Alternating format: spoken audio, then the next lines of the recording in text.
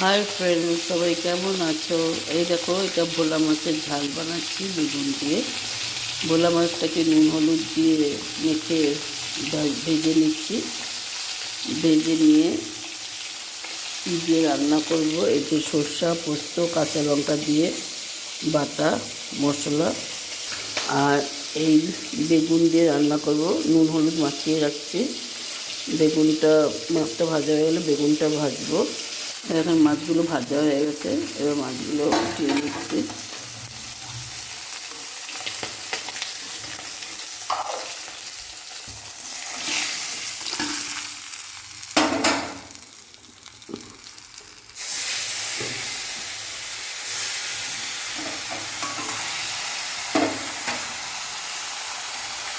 বাকি মাছগুলো ভেজে নিচ্ছি, আর দুটো আছে। এরকম মাছ ভাজা হয়ে গেছে, আর দুটো আছে, ভেজে নিচ্ছি। হ্যালো ফ্রেন্ড, সবাই কেমন আছো? আজকে রান্না করছি ভোলা মাছের ঝাল। ভোলা মাছ আর বেগুন দিয়ে রান্না করছি। মাছগুলো নুন হলুদ মেখে মাছগুলো ভেজে নিচ্ছি। এই এখন ভাজা হয়েছে, আর বাকি আছে, এগুলো ভেজে নিচ্ছি। হয়ে গেছে ভাজা। এই যে এবার নুন হলুদ মেখে নিয়েছি, এর মধ্যে বেগুনগুলো ভাজছি। বেগুনগুলো ভেজে নিই।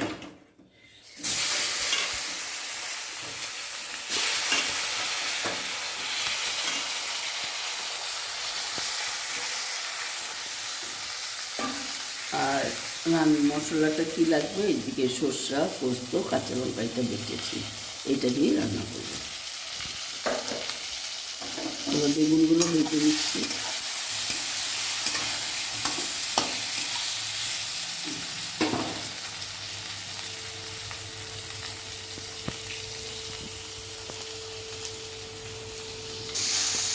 এবার দেখেন বেগুন ভাজছি, তার অনেকটা ভাজা হয়ে গেছে।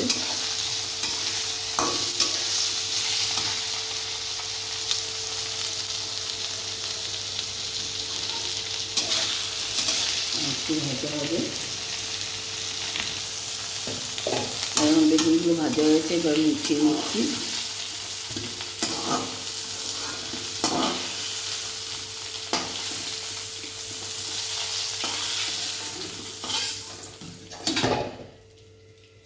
এবার একটু তেল দিয়ে দিলাম, কালো জিরা ফোড়ন দিয়ে দিলাম।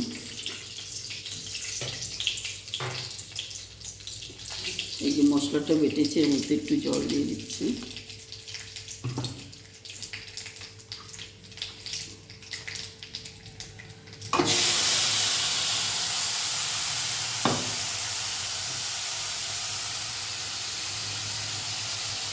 মশলা লেগে রয়েছে, এর মধ্যে একটু জল দিয়ে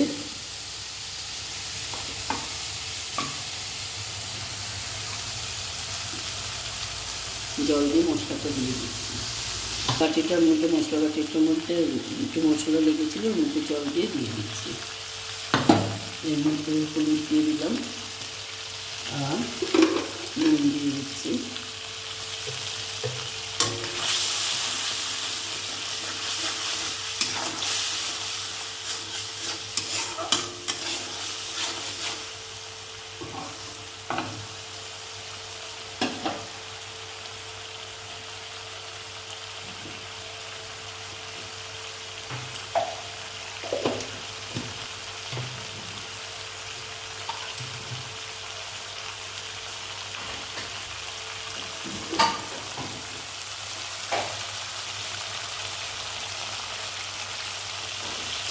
এবার দেখুন মশলাটা কষানো হয়েছে, কারণ সর্ষা বেশি আবার কষালে তিতো হয়ে যাবে। এবার দিয়ে দিচ্ছি।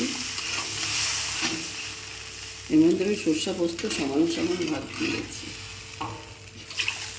জল দিয়ে দিলাম, জলটা ফুটে নুক, তারপর মাছ আর বেগুনগুলো দেবো।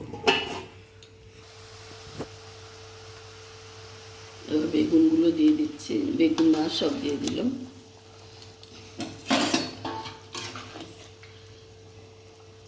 এবার এগুলো মাখো মাখো হলে, যে যেরকম রাখে, যদি কেউ ঝোল রাখে ঝোল রাখবে, মাখা করলে মাখা করবো। এবার দেখেন মাছটা ফুটে গেছে, ফুটছে। এই রেসিপিটা বাড়িতে বানিয়ে দেখবেন, যদি ভালো লাগে কমেন্ট করে জানাবেন। ফেসবুকে দেখলে ফলো করে দেবেন, লাইক কমেন্ট শেয়ার করে দেবেন। আর ফেসবুকে ইউটিউবে লিঙ্ক দেওয়া আছে, যদি ওখানটায় দেখেন তাহলে সাবস্ক্রাইব করে দেবেন, লাইক কমেন্ট শেয়ার করে দেবেন।